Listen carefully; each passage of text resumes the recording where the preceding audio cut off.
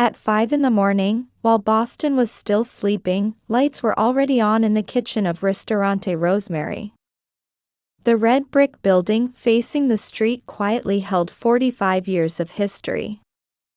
Elizabeth opened its heavy door, greeting another unchanged morning. "Good morning, Tom." Elizabeth Rosemary greeted head chef Tom Riley while slipping into her crisp white chef's coat as usual. Tom, already kneading pasta dough, gave a slight wave with his flour-covered hands in response. His handmade pasta was one of the restaurant's signature dishes. The scent of yeast wafting through the kitchen. Elizabeth took a deep breath. This aroma connected to the oldest parts of her memories, days spent playing in her parents' restaurant kitchen as a child, looking up at her father making handmade pasta from a tiny chair, memories of her mother's warm voice chatting with regular customers echoing softly from the dining room. Her eyes caught an old photograph hanging on the white-tiled wall. A family photo from when they first opened. Her young father George and mother Martha embracing herself and her sister Caitlin as children. Her father's proud smile in the photo warmed Elizabeth's heart. Next to it was a photo from her culinary school graduation, and another from when she took over the family business after completing her training in New York. Each one told a story of her deep attachment to this place. "Liz, could you help me prep the truffle sauce?"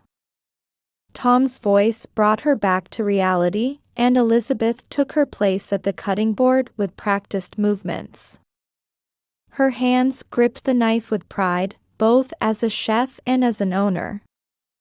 New copper pots lined the counter, and rich aromas rose from the mirepoix stock prepared the night before. In the dining room, deep red booths quietly awaited the morning, with meticulously polished wine glasses arranged neatly on white tablecloths. In the pre-opening stillness, the two worked in perfect sync in the kitchen. Outside, the sky was gradually brightening. Morning sunlight streamed through the vintage wine bottle display, creating ethereal patterns on the floor. "Good morning, sis." Elizabeth turned at the sudden voice to find Caitlin standing there. Her sister, who had quit her investment banking job 6 months ago to return to the restaurant, was dressed in her usual sharp suit.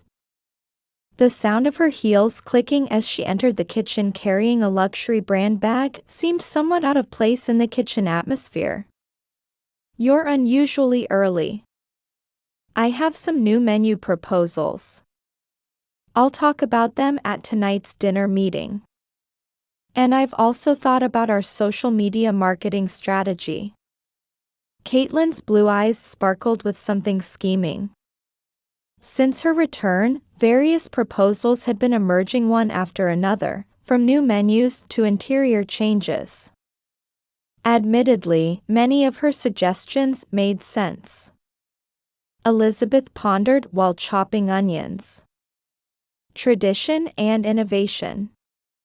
That delicate balance was always a challenge that occupied her mind. The recipes inherited from her father. The relationships with regular customers that her mother had cherished. Her mission, she believed, was to find a way to preserve these while adapting to changing times.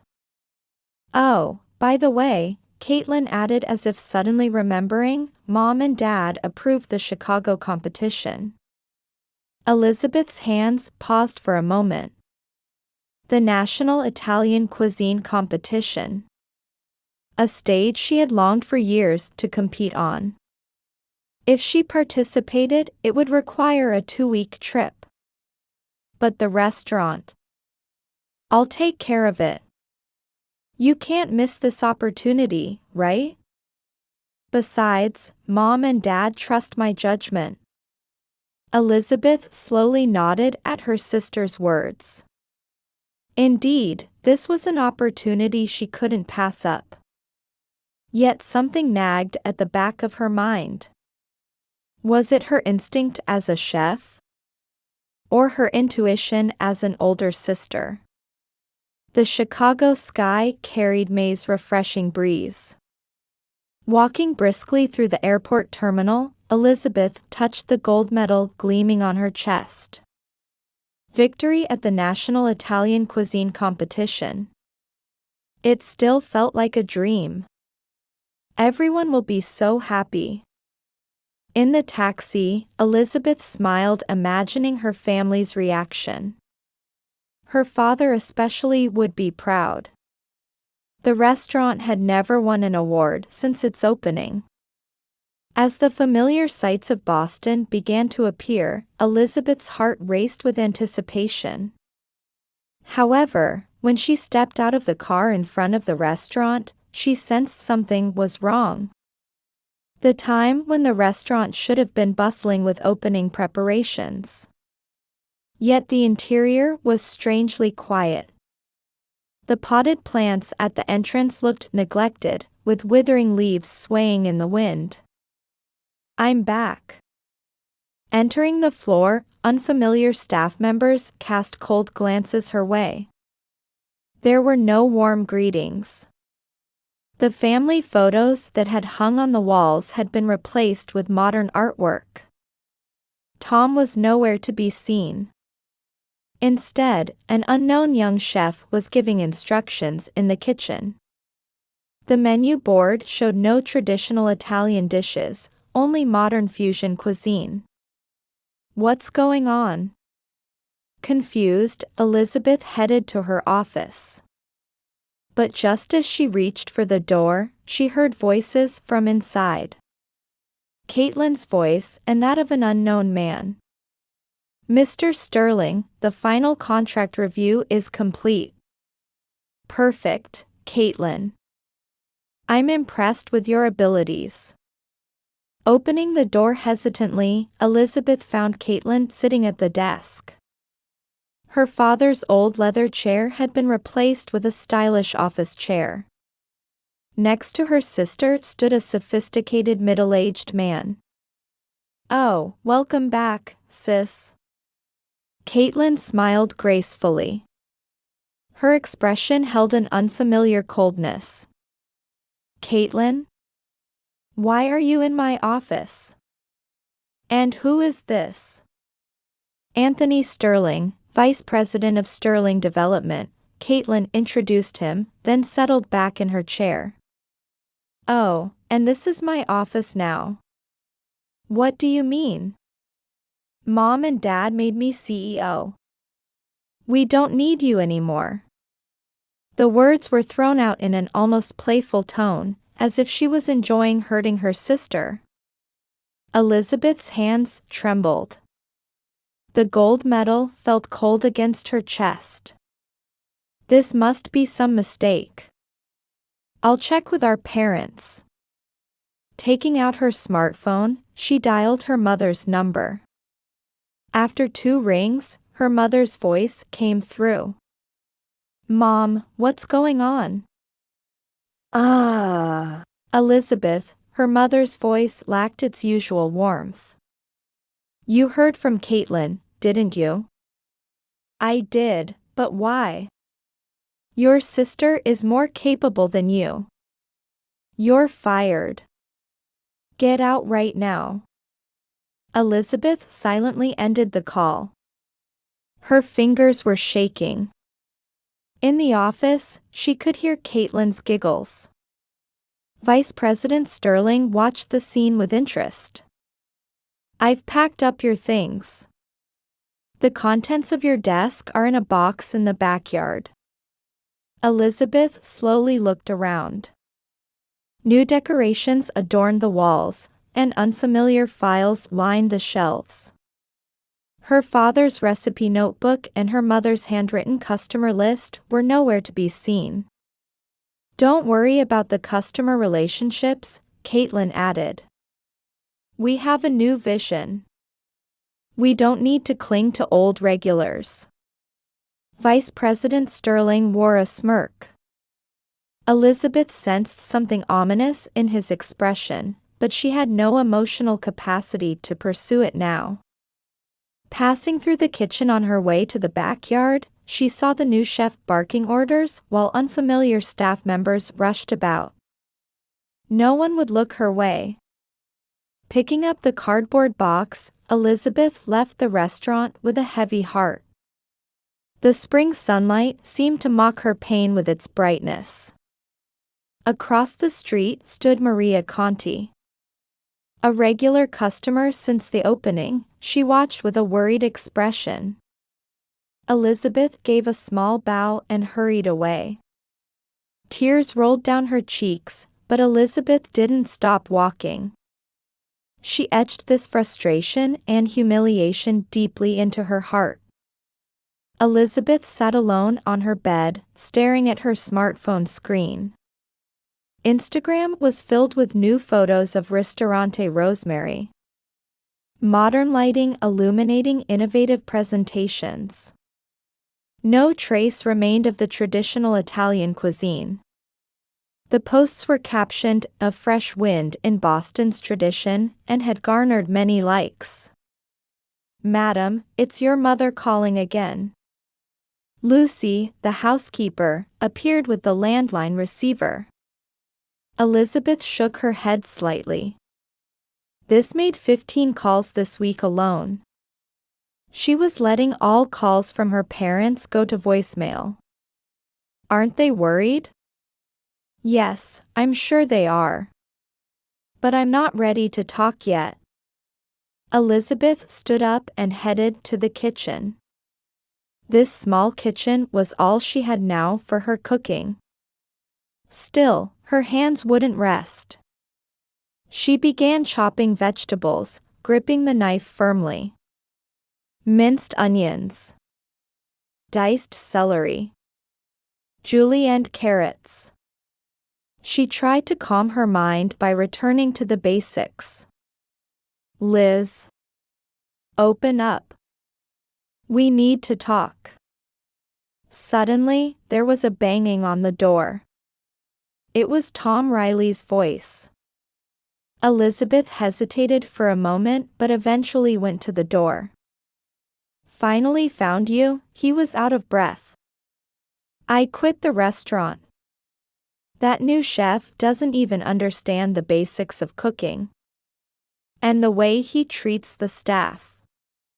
As Elizabeth listened to Tom's story, she brewed tea.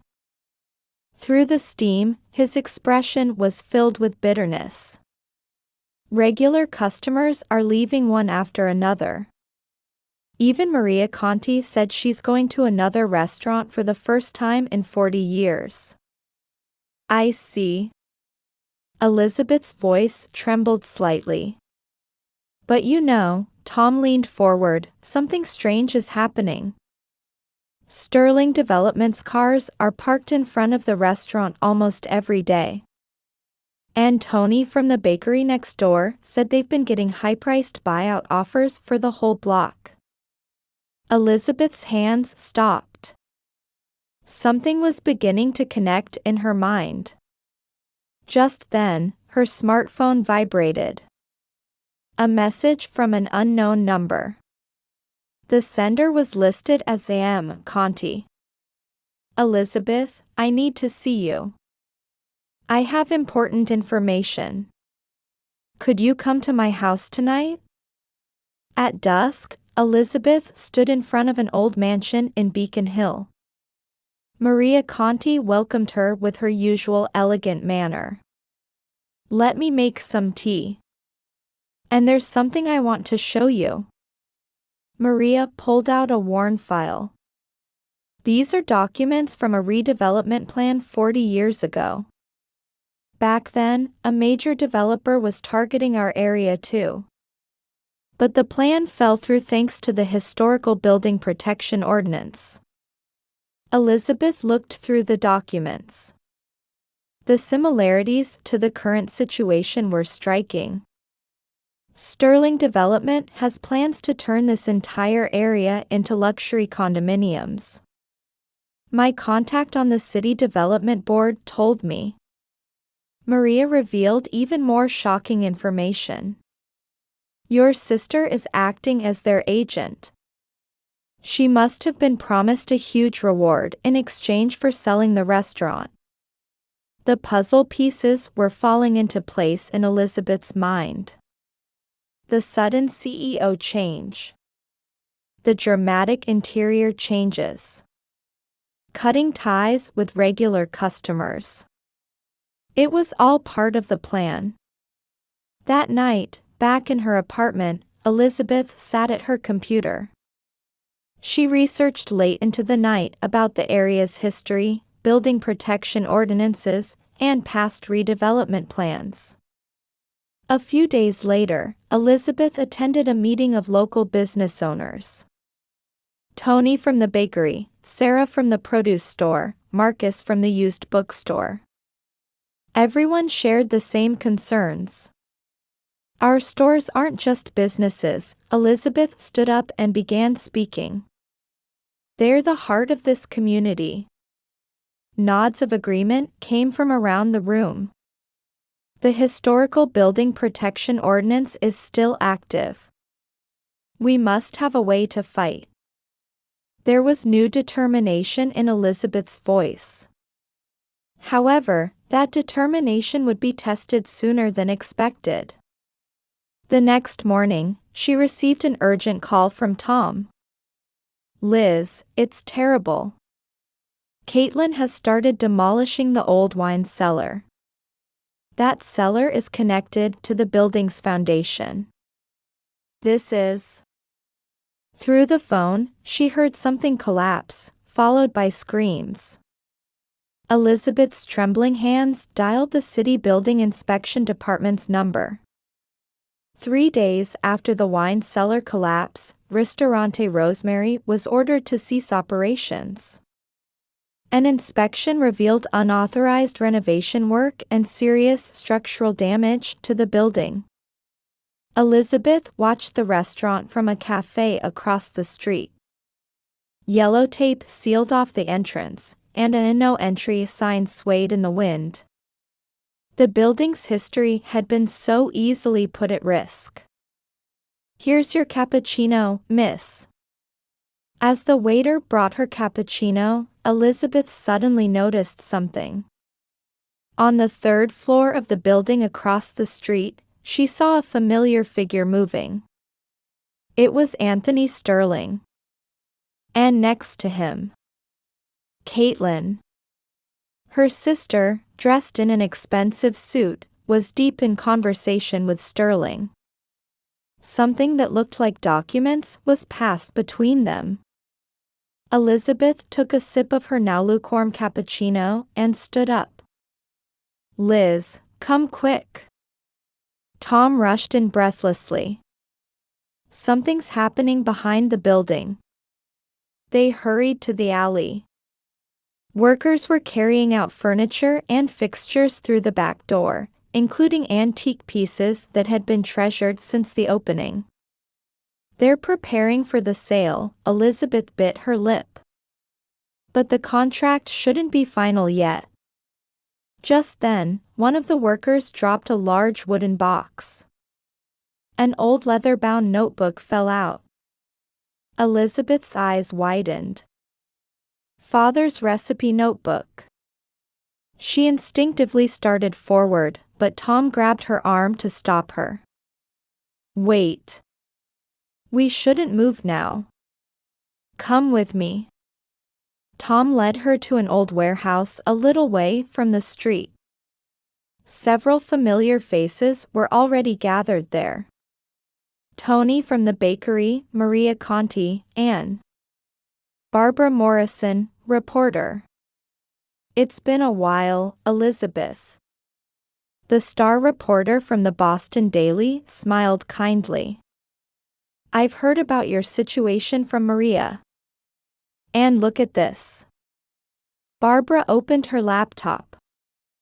The screen displayed internal documents from Sterling Development. This redevelopment plan was actually prepared 3 years ago. They plan to turn the whole area into luxury condominiums. Total cost, $200 million. And your store's block is at the center of it. Elizabeth gasped.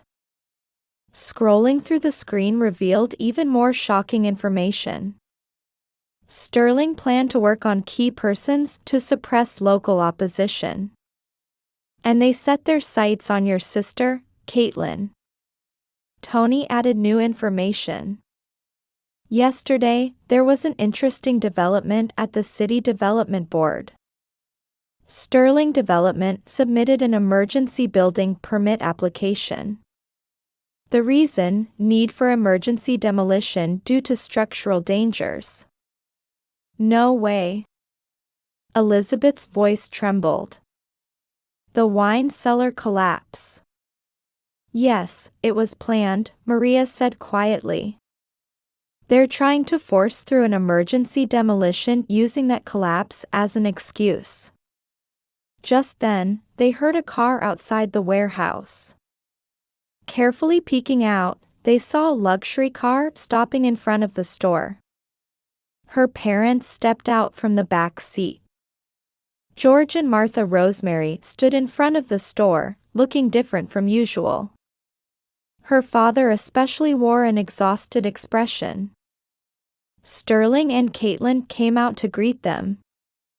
Elizabeth started to rush out, but Barbara stopped her. Wait. Let's watch a little longer. The group went inside. After a while, Tom's phone vibrated. I know what's happening inside. My junior colleague is still working there. Tom read the received message. Witnessed contract signing. Present were the Rosemarys, Sterling, Caitlin, and 2 lawyers. Sale price $20 million. Parents' payment $5 million. Caitlin's reward $2 million. Elizabeth's hands shook. The family history was about to be sold off for just $20 million. But it's not over yet, Barbara stood up. Actually, there's one more crucial piece of information. She pulled out old architectural drawings. Your restaurant was designed by architect Alfred Lawrence in the 1920s. Last week, the city of Boston secretly decided to designate all his buildings as historical landmarks. Your store will be protected. This designation is scheduled to be announced next Monday. Sterling and the others are trying to create a fait accompli before then. Elizabeth took a deep breath. A plan was forming in her mind. Inside the warehouse, they continued developing their counterattack strategy. Outside, the evening sky was turning red. Suddenly, they heard a loud noise from inside the store. Then someone shouting. Papa! Elizabeth cried out instinctively. The warehouse door opened. There stood her father, his face pale. Elizabeth, help me. In George Rosemary's hand was a yellowed photograph. It captured the moment he proudly stood in front of the store on opening day, when he was still young. Boston's autumn was turning maple leaves golden. On a side street off Hanover Street, warm lights glowed from a small restaurant. The name was Casa Elizabeth. Though small with only 40 seats, it had become so popular that weekend reservations were booked 3 months in advance. Elizabeth, the guests at table 7 would like to meet the chef. Jenny, the hostess, peeked into the kitchen. Elizabeth quickly finished plating the pasta and adjusted the collar of her white chef's coat. Yes, right away. Stepping into the dining room, she met a familiar face. It was Maria Conti. Next to her sat a group of longtime regular customers who had been coming since opening day. Tonight's veal parmigiana tastes exactly like your father's recipe, Maria's eyes softened. but I noticed some new touches in the pasta sauce. Thank you, Elizabeth smiled. I want to preserve tradition while evolving bit by bit. Outside the window, the old Ristorante Rosemary building cast shadows in the twilight. Having received historical landmark status, the building would be preserved. However, the interior remained empty. Much had changed since that day. Barbara Morrison's front-page article in the Boston Daily caused quite a stir. The truth behind the plot to destroy a historic restaurant, developers' conspiracy, and family betrayal. The article detailed Sterling Development's illegal manipulation and the planned destruction of the building. They say her father George trembled as he read that article. What was I trying to protect? His confession revealed even more shocking facts. Sterling had begun their manipulation 3 years ago, anticipating the restaurant's financial difficulties. Even approaching Caitlin had been part of their plan. Her parents now live in a small house in the suburbs. Though they struggle with debt repayment, Elizabeth visits every Sunday, bringing homemade meals. Daughter, I'm truly sorry. No, Dad. We still have plenty of time to look forward. Martha, her mother, isn't as sociable as she used to be. However, she occasionally visits Casa Elizabeth and reminisces about old times. Back then, you could barely hold a knife properly. Yes, but you never gave up on teaching me, Mom. Tom Riley continues to work as Elizabeth's right-hand man. The new restaurant also focuses on training young chefs. Liz, look. Jimmy's risotto has really improved. Yes. I'm so happy to see his growth. 1 year since opening. Casa Elizabeth was beginning to build its own tradition. In one corner of the restaurant, there's a small photo section. The original Ristorante Rosemary on opening day. Her smiling parents. Childhood photos of the sisters. And a group photo with all the new restaurant's staff. Past and present blend together gently. The last contact from Caitlin was a postcard from Paris. Sister, I was wrong. But I believe you can create a new tradition. Will you forgive me someday? Elizabeth had placed that card in a corner of the photo section. After the redevelopment plan fell through, Sterling Development took a major hit. Anthony Sterling was forced to resign, and the company's reputation was destroyed. However, this incident had an unexpected benefit. The neighborhood's unity grew stronger than ever before. Tony from the bakery bakes special ciabatta for Elizabeth's restaurant. Sarah from the produce store has contracted with local organic farmers to supply the finest vegetables. Marcus from the used bookstore carefully selects each vintage Italian cookbook that lines the restaurant's shelves. The bonds of this community are our true treasure. The regular customers quietly nodded at Maria Conti's words. Elizabeth surveyed the full restaurant. Families enjoyed their meals at the tables, while regular customers relaxed at the counter. Pleasant cooking sounds and aromas wafted from the kitchen. Thank you for coming tonight. After closing, while seeing off the last customers, Elizabeth looked up at the night sky. The stars twinkled gently. The next morning. As usual at 5 a.m., Elizabeth unlocked the restaurant door. While waiting for fresh ingredients to arrive, she began her preparations. She felt a sure weight in her hands as she held her knife.